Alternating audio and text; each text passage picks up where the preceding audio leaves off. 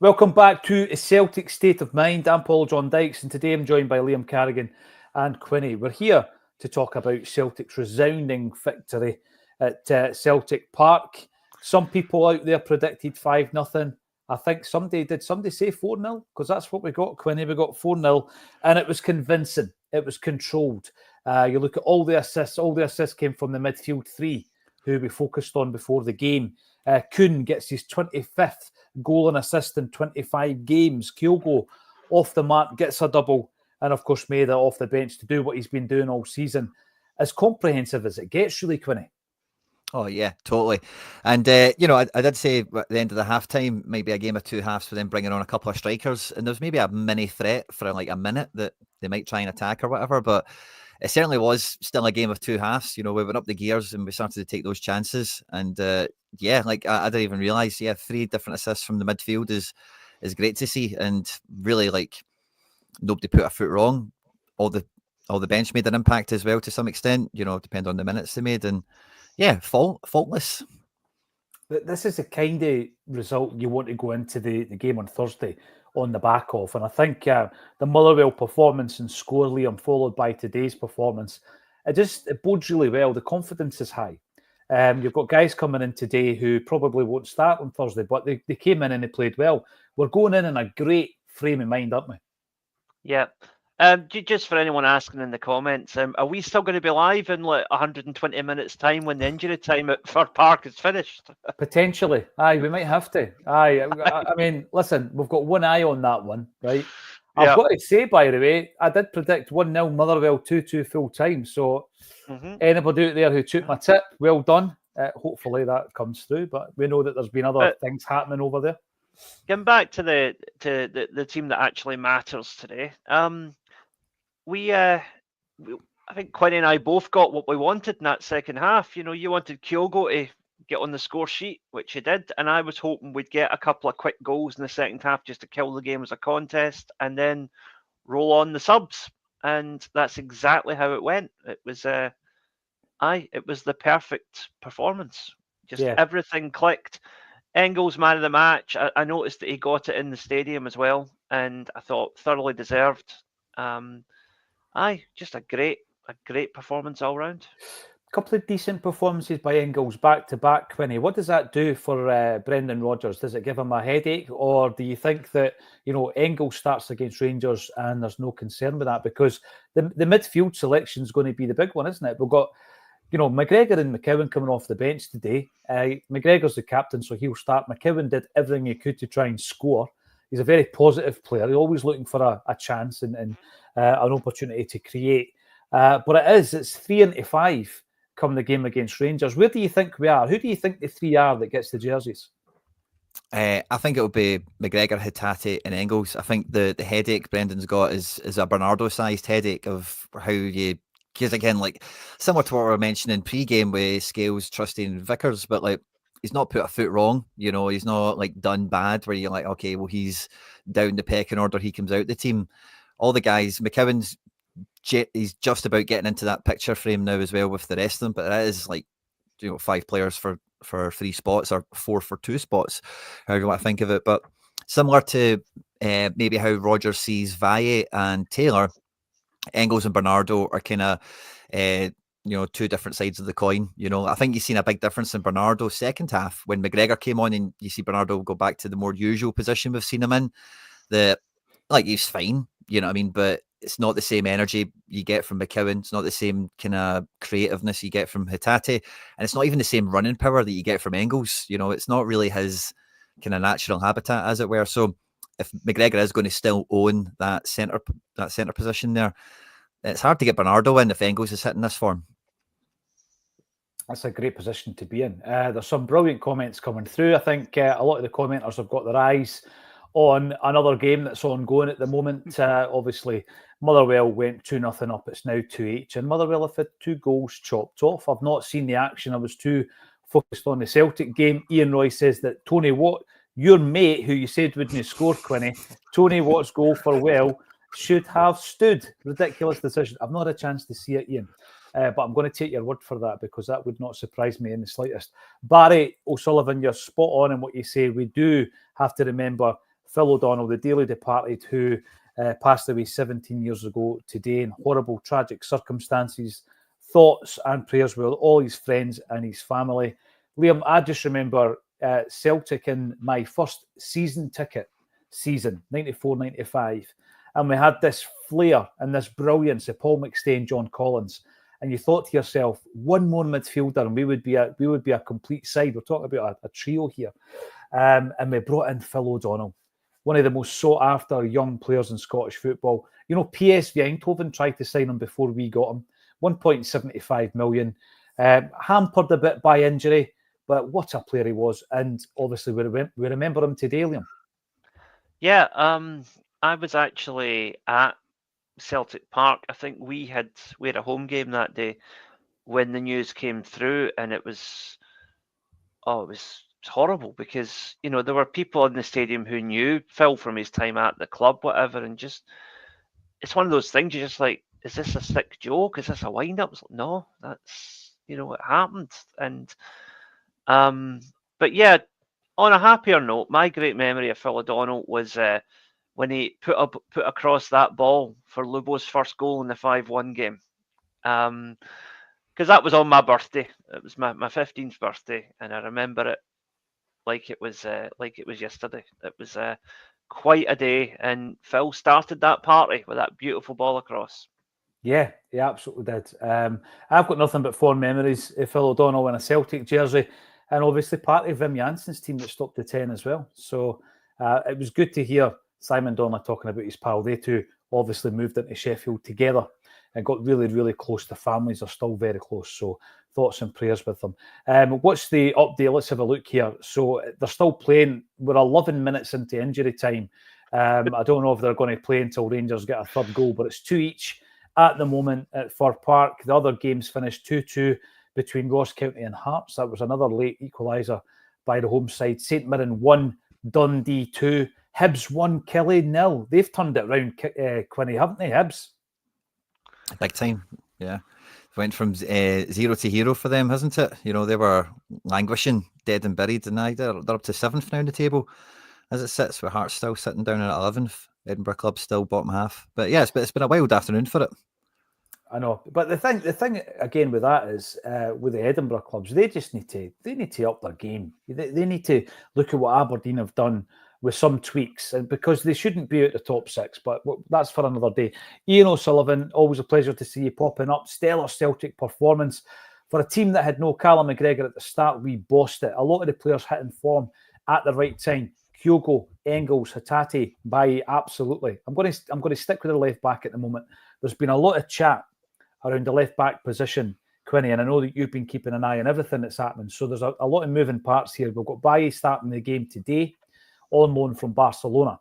We've got Greg Taylor, who I think is the first choice, a contract rebel, I guess you could call him. He's not signing the contract that's been put in front of him. He might leave in January. Who knows what might happen there? Bernabe, tearing it up in Serie A in Brazil, could be leaving in January. Other left backs are available. Are we allowed to mention other left backs? So going into the game against Rangers then, Taylor didn't have his best match this season in the League Cup final, Quinny. You know, and I think that it showed a bit of character in the second half for him to come back from that error that he made in the first half, and obviously he scores the goal to bring us back into the game. That situation that's ongoing, I don't think it affects the player. I think he goes on about his business and he plays as well as he possibly can. Does he start at Ibrox? We spoke before the game. We said, can anybody do anything to work their way into a Celtic jersey and a starting berth? Has Bailly done it? Yeah, well, when we spoke about it pre-game, I think Bailly was the only one that would have the latitude to maybe get into the squad ahead of it, because Champions League big games he's proven to be like capable for us already. And on the back of a 90-minute performance like we've seen of him today, high energy, showing up in the right back spots when we're, after an attacking corner for us and we're having to defend counters and stuff like that. Great game intelligence. And it does the inverted fullback thing well enough for us. But I think, like we spoke about it at half-time, it did feel like the left-hand side had more energy in it than we've seen in previous games, and he was a huge part of that.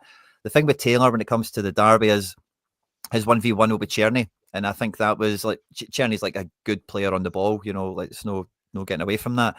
And, could Taylor have a better game? I don't think that's out the question, but maybe the manager will fancy Valle will have a better game, and he's the man to go for.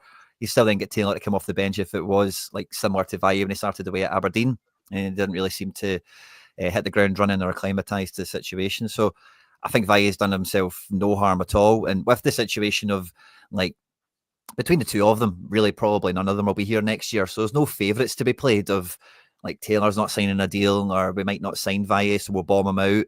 It is just, the best man for the job, hopefully. And it will depend on what Brendan thinks is like because they're slightly different, what one is the better one to pick. But I would maybe pick Valle off the back of today for that energy, because Tierney is, as I say, he's got a bit of pace and good delivery. And if you can just get tight to him and make sure you slam him, then you can kind of nullify that. Taylor's not always got that in him. Make sure you slam him. I like that. I like that approach, Quinny.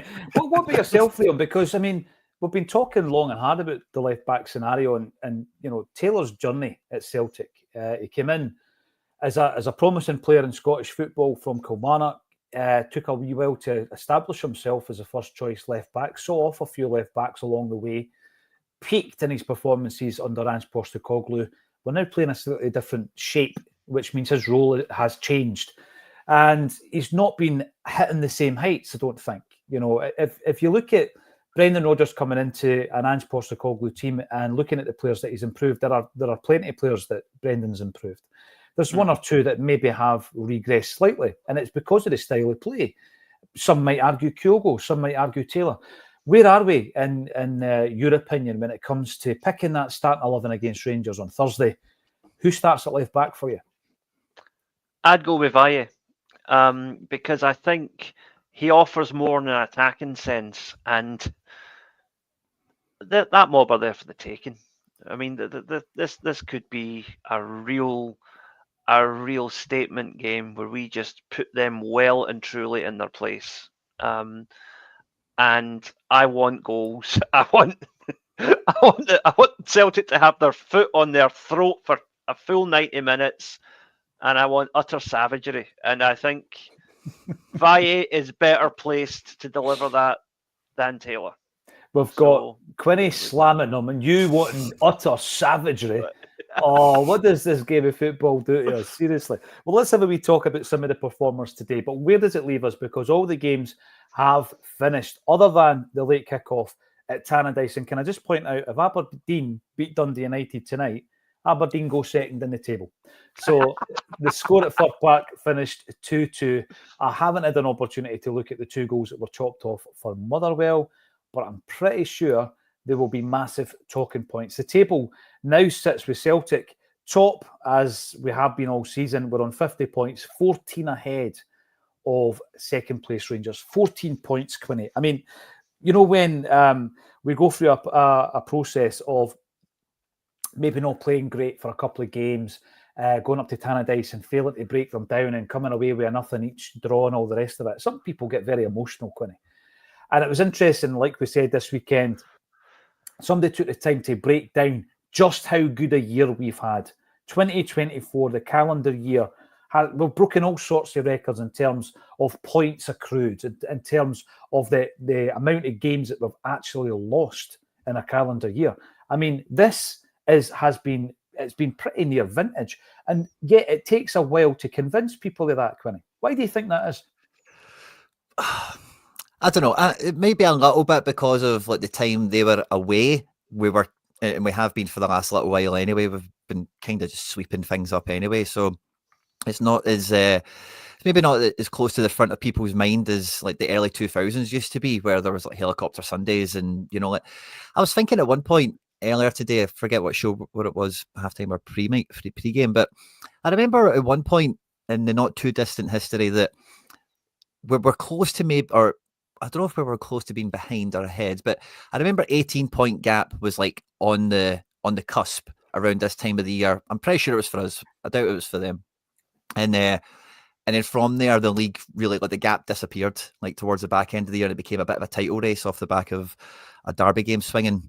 And like we're 14 points, 18 games played halfway through the season for us and them. Some other teams have played more because they've not got cup games and whatever.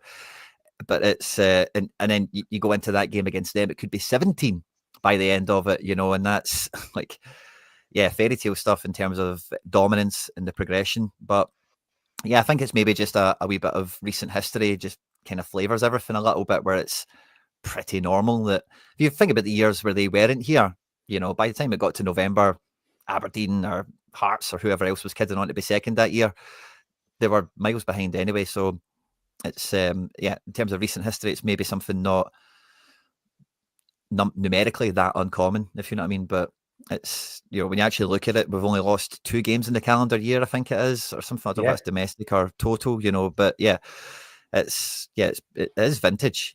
People were mentioning at halftime or full time in the live chat about getting statues built for people, and this is statue building form. There's no two ways about it. Oh, I like that term. I'm going to use that. I'll probably just claim it as my own, Quinny. This get on a mug. Statue building form. The 2 games in question: Dortmund away, which everybody knows what happened, and the other game was Tynecastle, where obviously there was a dodgy penalty, dodgy red card. So yeah, it's been an incredible run of form. Parry Burns, you're in on the YouTube. Happy New Year to all the Acsom team. Absolutely. Let's look forward now to Hogmanay and the new year. And then obviously we've got the second to deal with as well. Quarterback Punk brings us up, Liam, and I've asked you this a couple of times over the piece, but I'll bring it up because it's an interesting one. Going into a January where I'm pretty sure there'll be a few incomings at Celtic Park. Does Liam know if Celtic are keeping tabs on any Japanese players, what an impact Rio, Dyson and Kyogo have made? We have had the discussion, Liam, that we didn't do enough of that in between the period that we had a couple of Japanese players back in the 2000s, right up to Ange coming in. We didn't do enough of having an eye on the Japanese market, did we? No, we didn't. And at the moment, I'll be honest and say I haven't heard anything. But I'm unlikely to hear anything for the next 10 days or so, because Japan, we have Christmas and New Year, whereas in Japan, it's like Christmas is business as usual. Everybody was at work up until Friday there. And now the place is in complete shutdown for about 10 days. So if there is anything coming out of Japan, it's likely to be probably about, I'd say after the 7th or 8th of January before I would even hear any rumours. But nothing so far, unfortunately. But there are players here that I think would certainly do a job for Celtic if they made the step up. Yeah, and again, if we're going to say it's been a 50% success rate, it is worth having even an ambassador in Japan. I mean, have we got any ex-Japanese players who could have fulfilled that role, Liam? Have we got any Japanese-based Scottish journalists, Celtic supporters who might be able to fill that role and give us a wee hint here and there whenever there is a player who could be scouted? Paddy Lavery, in you come. Great to see you, Paddy. Roll on Thursday, the Celts against the Melts. There you go. I'll take that. We'll start off with the first goal then. Quinny, I'm going to come to you. That man, Nicholas Kuhn, you look again at him signing, a year ago now, January this year, and people looking at him, looking at his transfer kind of fee and thinking, oh, it's another project, £3.5 million. Got off to a slow start. We all know why. You look at him now, 25 goals and assists in 25 games. He's on blistering form coming into this game against Rangers. And I said last week that normally as a Celtic fan, you know that at least one, sometimes a couple of players are coming to the end of their cycle. You know there's going to be that process of rebuilding. Yeah. You're going to sell a player for 20, 25 million, etc., etc. And it's hard. It's hard to then piece that back together because you're always 2 or 3 players short of being that perfect side. And I said last week, I don't think that we're there. This, I think, was just before the Kyogo rumours going to MLS.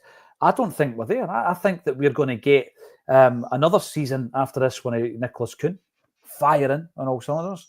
We're going to January and it's exciting times for me because, more fine-tuning by Brendan Rodgers, bringing another 2 or 3 players who can up the standards and up the quality. But what a signing he's been for £3.5 million, Quinny. Oh yeah, totally. There's kind of 2 things to pick up on there, but like with Kuhn in particular, like I remember being really excited about his signing, despite like the Australian Austrian connections I've kind of got, like being really confused by the signing. And I think a lot of Austrian, I think there was one quite famously, but on Clyde One and was quite confused by it as well. Yeah. So, but when you looked at it, like guys like him are kind of what we've missed in that bargain basement market where he came through Leipzig, he goes to Ajax, he goes to Munich. This is a guy that, in terms of youth development, has been at the very elite end. And when you bring guys like that in, you're hoping that they bring in like a really high floor on technical ability. Yeah. And then what you're hoping to get out of them is more physically, and then actually just, can they actually produce on the pitch? And he is like the best case scenario on one of those kind of fallen projects. If you can identify a motivated guy, a guy who wants to come to a Champions League club and make a name for himself. So I think like those kind of guys that are 3-4 million, I really don't mind. I don't mind most of those transfers that you try for, as long as there's like a profile there, like Naroke and Lagerbielke, and there's maybe somebody else. It's just, Palma. These guys just from the minute one didn't resonate with me because there's not too much going. Like, where are they coming from? What have they done? Why are we bringing them in? And that kind of ties into the second point in terms of the cycle part of this. And I totally agree with you. We've seen it before with the last Brendan Rodgers team. You felt that half the squad would have been sold at some point, and Shams, even guys like that, were floating around and looking all right for a couple of quid. And this Celtic team, even through Ange, like I've not had the same feeling that many of them are primed to be sold for a few reasons. The first one is kind of generally like we need European success to really push these guys' envelope and get them into the market to show that they can kind of move across into a different league or move up a level. And then you've got like this kind of evolution in football at the moment where everything's like so numbers heavy, and I remember thinking like a year and a half ago, right before Jota left, or around that kind of time, that the most valuable player at our club was probably Abada. He was under 21. His goals and assists were through the roof, numbers-wise, per minute. Yeah. And, that's a guy that many clubs could look at and go, oh, he's 20. We can buy them for this amount, and look at the progress he's made already. We could really slap him up and try and progress his career. And, we don't need to talk about Abada specifically, but there's not that many guys, and I know they're great and I love the whole squad. But when I look at this, like, who realistically could be sold in a window? Who would be wanted? Not could you actually like, oh, we need to sell this guy, push him out, but who would actually gain interest and have suitors come for them? Nicholas Kuhn's maybe not quite there, but for me, Alistair Johnson is probably the most valuable player in the squad at the moment in that regard. And maybe Daizen Maeda's not too far behind, but I think Daizen Maeda is like, if his goals continue the way they are, then fixes maybe something he's missed numbers wise on paper, which all these stats guys or all the scouts kind of start from, and then go and look at footage and send you to games and whatever. So yeah, I don't really feel that. And again, it's the same with Hatate. I've never felt there's any worry of Hatate leaving because he's not really put together that stellar run that O'Reilly did last year, or really like kick on in European games consistently. Like we've seen a few guys do over the years. So like we've done great in the Champions League this year. That maybe even puts scales into the reckoning of, like being sought after in some way. So I think the squad is still like got more to come before the vultures start circling and going, oh, there's a right back and there's a midfielder, and that kind of thing happens. You're right. And by the way, this isn't us trying to, shimmy our players out the door. I want them all to stay. There does seem to be a different sense to this, Liam. Like, I don't feel as though Kuhn is playing on his way out of Celtic Park at the moment. I just think he's in an outstanding season, but it won't result in anything in terms of a massive transfer. And that's a great position to be in. Again, I don't know if it goes back to it, but Brendan Rodgers has spoken about not having that one talismanic figure in his team. And every single party, it's a cog, and the team obviously is much stronger for it. Or if it's just, we've been lucky, we have lost Jota, followed by O'Reilly, and now we're maybe just consolidating it a wee bit, Liam. Do you get the same kind of feeling? Yeah, I think it's one area where the sort of negative press of Scottish football actually works in our favour. And like a guy can be outstanding for a Scottish team, but because of the sheer ignorance of journalists elsewhere, he's not going to get the acclaim that he deserves, and he kind of floats under the radar. And I think that's what's happening with Kuhn at the moment. Matt O'Reilly could easily have been snapped up a year before he was, if people had been aware of how good a player he was, but they weren't. And just very quickly, just a wee side issue here. We briefly mentioned Leo Abada there. I just want to say fair play to Leo Abada, because you better believe he has probably been given multiple opportunities by media in Scotland, Israel, and elsewhere to throw Celtic under the bus, and he hasn't. No, He's had true. nothing but good things to say about the club, and respect to him for that, and I wish him the best for the rest of his career. Yeah, it's one of the ones I think, Liam, for years to come, we'll look back on Abada, what might have been as a Celtic player, because I agree with Quinny. I think that in terms of a ceiling, the way things were going, he could have done anything. But obviously we know what happened there. In relation to the first goal set up by that man, Rio Hatate. Enigma. Is he an enigma, Quinny? Rio? I think today kind of showed you the benefit of him not playing on Thursday. It just felt like he, was maybe a couple of pounds lighter. He's just gliding about the pitch. He's got his chin up. He's looking forward. And, like I mentioned at halftime, or it might have just been the beginning of this segment, sorry, but Bernardo in that kind of pivot position, it's just 1-2 touch. Give it to Hatate, give it to Engels very quickly. Normally when it's McGregor, it's take a touch, puts his head on a swivel, give it to Vickers. Vickers gives him it back.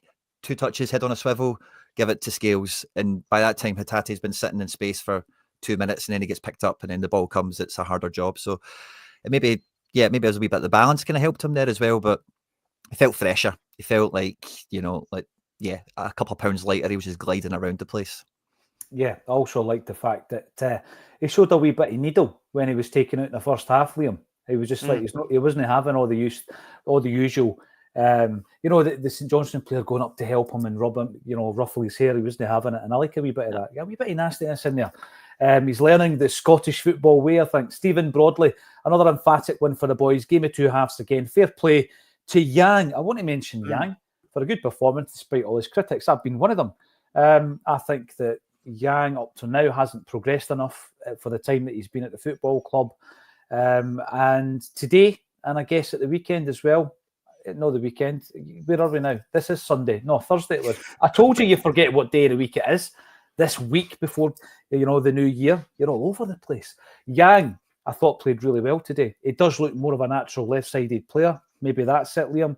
Seemed to be linking up well with Baye, getting balls across, not scared to run at the defenders. Someone said in the comment section that he was like a 90% player. There was something missing near the end. But it does look as though Brendan Rodgers is persevering with him. It looks as though Rodgers likes the player. He's got he's got that kind of he's not as fast as Maeda, but he's definitely got Maeda's work ethic in terms of just constantly keeping at it. And he was incessant today. And you saw a bit of that last week as well, but it didn't quite pay off for him to the same extent that it did today. You saw a lot more end product today. And that comes with confidence, that comes with game time. And yeah, I keep saying I think there is a player there, and hopefully, I'd like to see him go out on loan. I would like to see him go out on loan, and hopefully do a kind of a Liam Scales type thing, come back in a year or 18 months' time, and be the complete player. Fill in that missing 10%. Yeah. And I really think we could have a good player on our hands there. I mean, I thought it was a race to the exit door, Quinny, between him and Palmer, but he is persevered. He's obviously shown the application. He's the guy that Rodgers has gone to after Forrest has been injured and Palmer's kicking his heels on the bench. So alone, do you think that would benefit him? Or do you think he'll be kept around just for that wee bit of depth? I think for us to loan him out, we would need to sign like 2 wingers in this window and purposefully like, Yang, you're going to go out on loan for 6 months and we'll bring you back. I've always been quite I don't want to say high on Yang, but I think like the things Yang clearly doesn't have, I'm quite strongly in the belief of he can get, or you could train, or he could develop into having. Whereas like what Palmer's missing, like he's not going to bridge that gap. The things that he's like, Yang's always direct, like he's always front footed. He's always like brave, wants to take a man on and get into the box. And yeah, minutes and reps are the most important thing for him now. It's great that he's getting it with us through circumstance because Forrest isn't around. Maybe this puts more pressure on Forrest's minutes for the second half of the season when he comes back. But yeah, there's no two ways about it, whether it is with us or on loan. If the club do want to persevere with him, he needs minutes. Like he needs concrete minutes going forward. And I would like to see him get a loan in Scotland because I think like domestically, like that will just set you up. Like Luke McCowan, like Liam Scales, like so many that have gone before him to come in, and like even like Anthony Ralston. Ralston can play in the SPFL. There's no question about that. No one breaks a sweat when he's in the team. And Yang, maybe doesn't quite have that yet. But from a personal level, like maybe going somewhere like Belgium or Portugal, where it is like you'll be tested technically a little bit harder. Maybe that's so. Again, it's a bit of a long-winded answer. Sorry, but yeah, I like Yang. I'm in no rush to see him go. But this could be shop window style, where you're giving him minutes, so somebody will pay a couple of quid for him, and then you just move on and put a sell-on fee on it. Yeah. And if it goes to another Scottish team, let's make sure it's Aberdeen, right? Ewan Boy Martin, Bernardo, brilliant today, says the big fella, Ewan. We've also got Michael Barry coming in. Brendan seems to be trying to give Yang confidence for 90 minutes today. He obviously sees something in him. I think that's become pretty clear in the last few weeks that he is obviously showing up well in terms of application, attitude, and Rodgers is persevering with him. John Sweeney, Motherwell, 2 goals chopped off, but 1 should have stood, says John. And 10 minutes added, it's laughable. I'll have a wee look at that later on, I think. Others will be listening into Sevco pods. I think that's what was mentioned at half-time.